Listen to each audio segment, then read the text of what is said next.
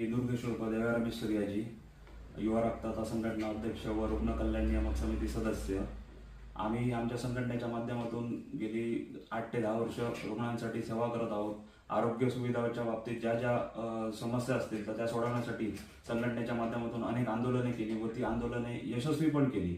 असं हे सामाजिक कार्य करत असताना या ठिकाणी ज्यावेळी आपण समाजासाठी लढत असतो, समाजाच्या समस्या सोडवत असतो, तर त्या ठिकाणी कुठेतरी राजकीय इच्छाशक्ती लागते।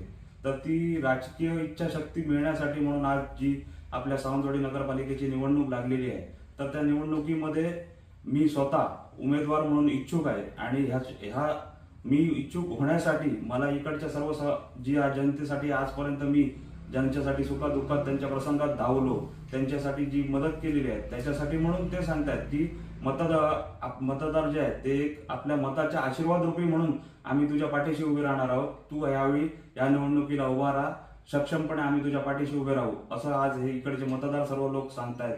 तर या सर्वसामान्य जनतेच्या आधारावर आज मी पूर्णपणे ही निवडणूक लढवण्यासाठी इच्छुक आहे आणि मी जर कुठच्या पक्षाचं जर पाठबळ मिळेल तर मी 100% पक्षाचं एकनिष्ठेने काम करत त्या पक्षासोबत उभा राहून या येणाऱ्या निवडणुकीमध्ये सामोरं जाणार आहे। आणि या 100% मला माहिती आहे की माझ्या विजयाची मला खात्री आहे, कारण जर सर्वसामान्य जनतेचा जर आशीर्वाद आपल्यासोबत असेल तर त्या ठिकाणी त्या उमेदवाराचा विजय हा निश्चितच असतो। त्यामुळे मी या मतदारांच्या विश्वासावर या निवडणुकीसाठी उतरणार आहे।